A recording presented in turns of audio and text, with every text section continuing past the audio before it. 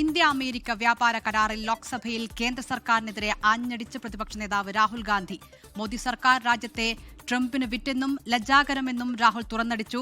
കരാർ പൂർണ്ണമായ കീഴടങ്ങലാണെന്നും രാജ്യത്തിന്റെ ഭാവിയെ പണയപ്പെടുത്തിയെന്നും രാഹുൽ ഗാന്ധി പറഞ്ഞു.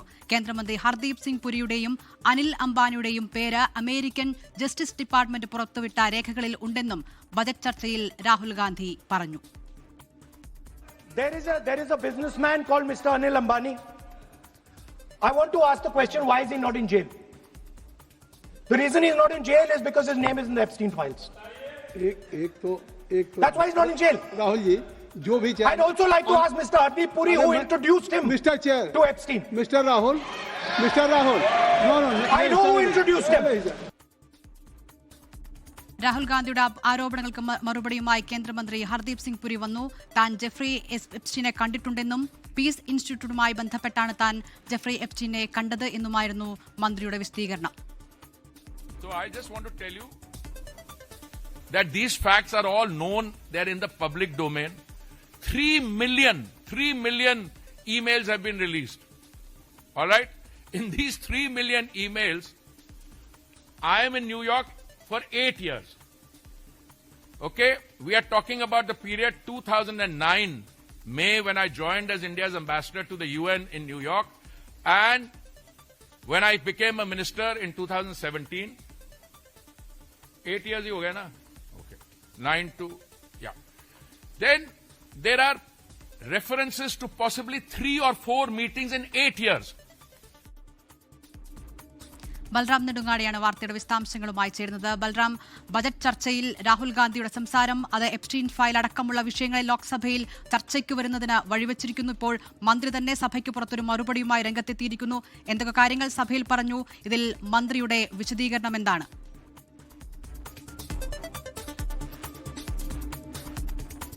ദില്ല, 7 ദിവസങ്ങൾക്ക് ശേഷമാണ് രാഹുൽ ഗാന്ധിക്ക് സഭയിൽ സംസാരിക്കാൻ അവസരം ലഭിച്ചത്. അത് ബജറ്റിന്മേലുള്ള പൊതുചർച്ചയിൽ പങ്കെടുത്ത് സംസാരിക്കാനായിരുന്നു. എന്നാൽ ആ അവസരം രാഹുൽ യഥാർത്ഥത്തിൽ മുതലെടുക്കുക തന്നെയാണ് ചെയ്തത്.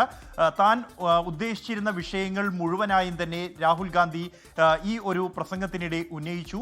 ബജറ്റിന്മേൽ 2 വരി മാത്രമാണ് രാഹുൽ പറഞ്ഞത് എങ്കിൽ കേന്ദ്ര സർക്കാരിനെതിരെ അദ്ദേഹം വിമർശിക്കാൻ ഉദ്ദേശിച്ചിരുന്ന അല്ലെങ്കിൽ സംസാരിക്കാൻ ഉദ്ദേശിച്ചിരുന്ന വിഷയങ്ങൾ, അതിൽ ഏറ്റവും പ്രധാനം ഇന്ത്യ US വ്യാപാര കരാർ തന്നെയാണ്. ആ വിഷയം ഉന്നയിച്ചുകൊണ്ട് ആരംഭിച്ച രാഹുൽ ഗാന്ധി ഈ കരാറിലൂടെ രാജ്യത്തെ ജനങ്ങളെയും കർഷകരെയും US-ന് വിറ്റു എന്ന ആരോപണമാണ് ഉന്നയിച്ചത്. മുൻപ് ഒരു പ്രധാനമന്ത്രിയും അത്തരത്തിൽ ഒരു പ്രവൃത്തി ചെയ്തിട്ടില്ല. ഇനിയൊരു പ്രധാനമന്ത്രിയും ചെയ്യാൻ മുതിരില്ല.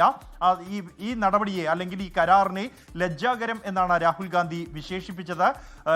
താൻ ഇത്തരത്തിൽ രാജ്യത്തെ ജനങ്ങളെയും ഒപ്പം തന്നെ കർഷകരെയും വിറ്റഴിക്കാൻ ലജ്ജയില്ലേ എന്ന ചോദ്യമാണ് രാഹുൽ ഉന്നയിച്ചത്. അദ്ദേഹത്തിന്റെ പരാമർശങ്ങൾക്കെതിരെ അദ്ദേഹത്തിന്റെ പ്രസംഗം തടസ്സപ്പെടുത്തുന്ന രീതിയിലുള്ള ഭരണപക്ഷ ഇടപെടൽ പലതവണ ഉണ്ടായി. കേന്ദ്ര പാർലമെന്ററി കാര്യമന്ത്രി കിരൺ റിജിജു തന്നെ രാഹുൽ ഗാന്ധിയുടെ പരാമർശങ്ങൾക്കെതിരെ രംഗത്ത് വന്നു.